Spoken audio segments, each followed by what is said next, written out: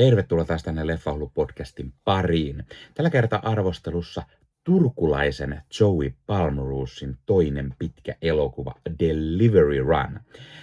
Leffa jäi itselle teatterissa näkemättä, mutta kun se oli tullut digitaalisesti myyntiin, niin pakkohan se oli päästä näkemään, joten mä päätin ostaa tämän itselleni Blockbusterista, joten pääsin sitten vähän katsomaan kotimaista elokuvaa. Jälleen kerran sanon kotimaista, koska aika isolle maailmalle tämä on myyty ja näin pois. Mutta kotimainen leffa se siitä huolimatta on.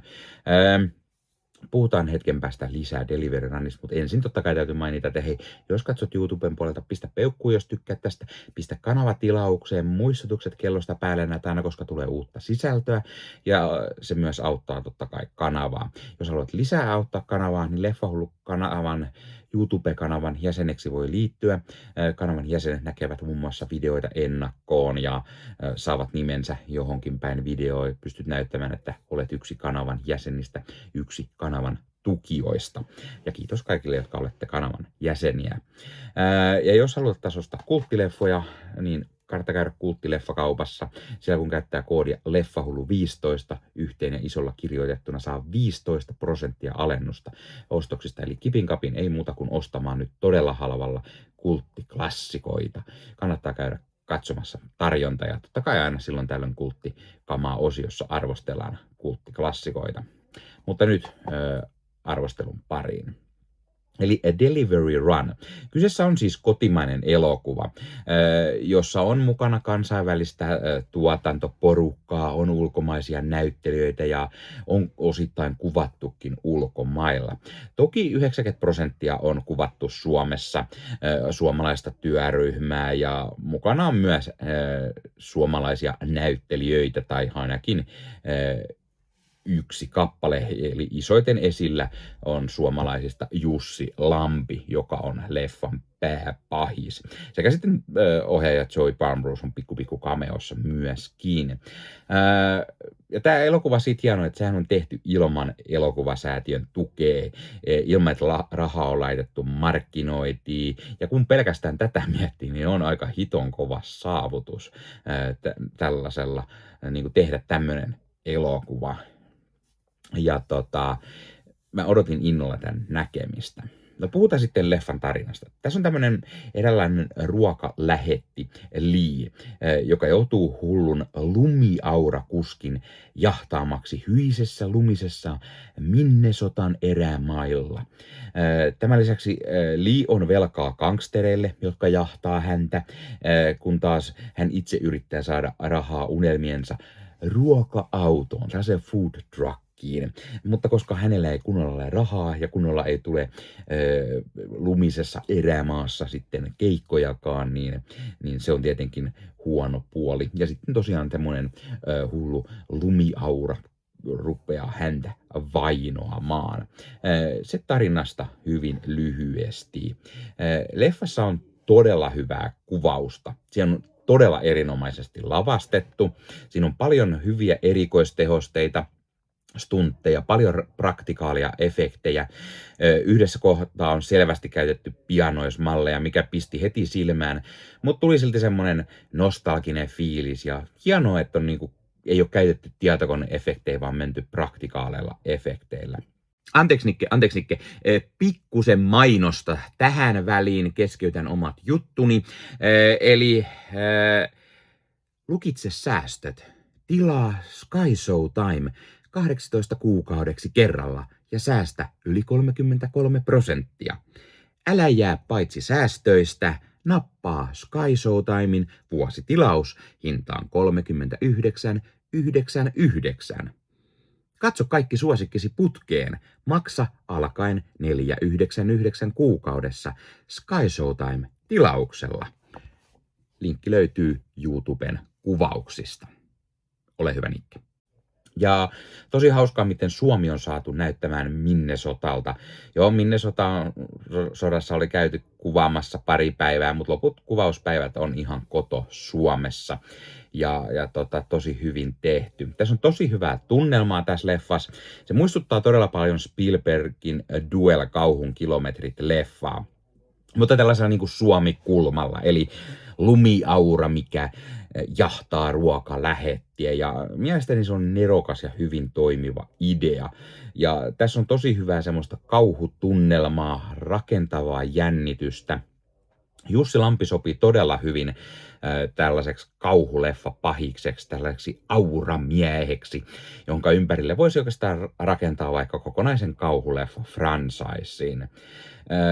Toki tämä on vähän niin kuin Duel myös siinä mielessä, että se lumiaura on se iso pahis ja sitä kuskia ei niin paljon ehkä näytetä ja se lumiaurasta on tehty semmoinen uhkaava, lähestyvä, jättikokoinen pahis, mikä sitten jahtaa ja mun mielestä tosi hyvin onnistuneesti. Tämä muutenkin muistuttaa tosi paljon just Duelia, mutta silti mä sanoisin, että tämä on täysin erilainen leffa. Se vaan ottaa lainaa niin sanotusti tai kopioi todella hyvältä leffalta, mutta niinhän usein tehdäänkin elokuvia, niin miksei myös tälläkin kertaa.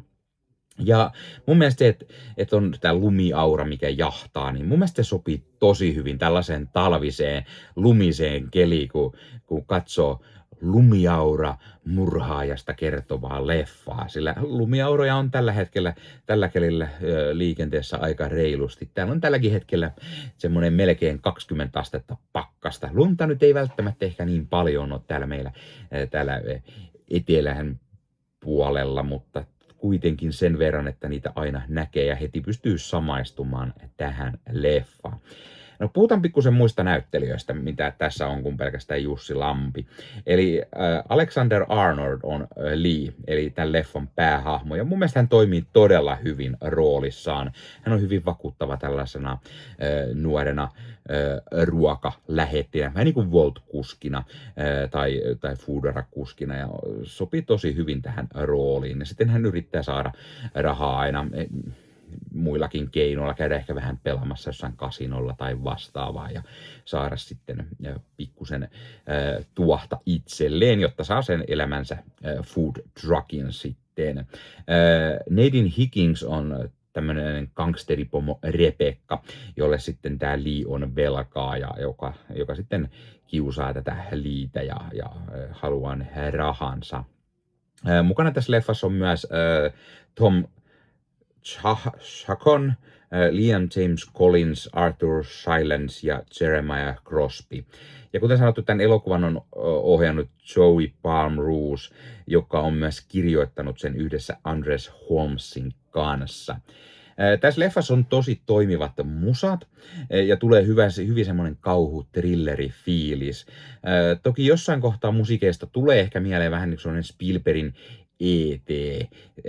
Ja jotenkin se huvitti sellainen, kun kyseessä on niin kuin kauhuleffa, mutta sitten paikoitellen musiikki meni sellaiseksi vähän ehkä Spielbergin vähän niin kuin koko perheen elokuva maiseksi ja jotenkin se oli hauska juttu, mutta siis kuitenkin mä tykkäsin siitä ja muutenkin tästä leffasta, niin kuin tästä jäi semmoinen fiilis, että hitto, näin sitä pitää leffoja tehdä. Ja siis varsinkin tämmöinen pienen budjetin kotimainen indie-elokuva. Siis tää on ihan uskomattoman hyvä leffa, joka yllätti mut siitä, miten hyvä se voi ollakaan. Siis tätä voi ehdottomasti suositella kaikille, varsinkin jos pidät kauhuleffoista, tiivistunnelmaisista jännäreistä.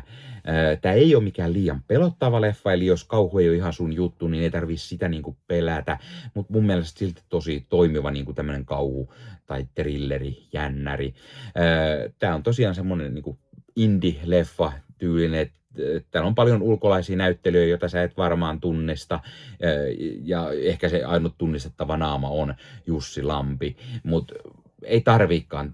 Se on semmoinen niin kunnon kauhuleffa, mitä sä joskus aikanaan katsoit, missä saattaa olla yksi tuttu näyttelijä, kaikki muut on semmoisia niin uusia lupauksia. Ja sillä tavalla vähän kauhuleffoja onkin aina hyvä tehdä.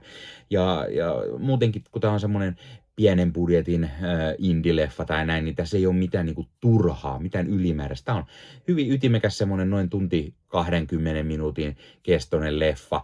Eli soljuu todella hyvin, etenee hienosti eteenpäin, ei töki missään vaiheessa, pysyy kiinnostavana ja niin kuin, kun miettii sitä, että tämä leffa ei oikeasti ole käyttänyt varmaan ihan hirveän paljon rahaa tai tämän leffan tekemiseen ei ole käytetty hirveän paljon rahaa, niin miettii silti, että on todella onnistunut leffa. Ja mä tykkäsin tästä todella paljon. Mä annan arvosanaksi tälle jopa 9/10 ja todella iso suositus. Kannattaa katsoa ehdottomasti. Löytyy siis nyt digitaalisesti myyntiversiona Blockbusterit, Apple TV tai mitä nyt näitä ikinä on, mistä ostat digitaalisesti leffoja. Saattaa pyöriä tietty vielä myös jossain elokuvateattereissakin, mutta ehdottomasti iso suositus. Kannattaa katsoa Delivery Run. Anteeksi Nikke taas, minä keskeytän täällä omat höpinäni. Se on mainosnikke taas täällä ja aika ottaa pientä mainosta väliin. Haluatko ostaa itsellesi kuulokkeet? Nyt Valcon VMK 25.2 kuulokkeet, ne on todella kova vaihtoehto. Voit käydä itsellesi ostamassa edulliset Valcon kuulokkeet, kotimaista laatua, ja voit käydä ostamassa ne Valcon sivuilta. Linkki löytyy YouTuben jakson kuvauksesta ja tuotteen arvostelua myös kanavalla lähiaikoina. Todella toimivat kuulokkeet, todella järeät kuulokkeet, passo toimii todella nautinnollisesti, kun katsoo leffoja, ja nämä 25.2 on siis päivitetty malli. Nämä on pikkusen vielä kovemmat kuin VMK 25, eli kannattaa käydä tsekkaamassa Valcon sivuilta linkkiä tuosta videosta, ja ei muuta kuin ostoksille, niin pystyy sitten nauttimaan vaikka illalla, kun perheen pienimmät on nukkumassa, tai jos naapurissa asuu se valittava vanha eukko, joka muka kuulee kaiken, mutta todellisuudessa itse huudattaa Emmerdalea aina täysillä niin, että koko talo raikaa, mutta jostain syystä sinun ohjelmat aina häiritsee, niin ei muuta kuin Valcon kuulokkeita päähän kuule, niin ei häirinny sitten naapuritkaan. Ole hyvä, Nikke. Jatka vaan. Ja jos oot nähnyt tämän leffan, niin pistä he kommentteihin. Mitä mieltä sä oot tästä leffasta? Tykkäsitkö et? Miksi et? Mitä mieltä sä oot tämän tyylisistä elokuvista? Tykkäätkö? Mitä muita sul tulee mieleen tämmöisistä hyvistä tämän tyylistä leffoista kuin Duel? Onko joku muu vastaava? One Battle After Anotherissa on pikkusen loppupuolella vähän samaa tyylistä menoa ja meininkiä, mutta lait kommentteihin, mitä muuta on. Tai oletko sä edes kuullut tästä elokuvasta Delivery Run? No joo, ehkä oot, koska todella paljon monessa paikkaa on puhuttu tästä elokuvasta, kun se tuli ensi-iltaan, ja miten se on myyty maailmallekin ties kuinka moneen maahan. Ja toivottavasti tämä leffa menestyy todella hyvin, niin nähdään myös Palm Runsilta seuraava elokuva ja sitä seuraava ja niin poispäin. Odotan kyllä innolla, että pääsen näkemään, mitä hän seuraavaksi tekee, ja toivottavasti pääsen joskus jututtamaan myös häntä. Kuulostaa todella mielenkiintoiselta tämän leffan tekoon liittyvät jutut ja kaikki se, joten odotan innolla. Mutta joo, ota Leffahullu somekanavat haltuun ja ei muuta kuin ensi kertaa. Semmoro!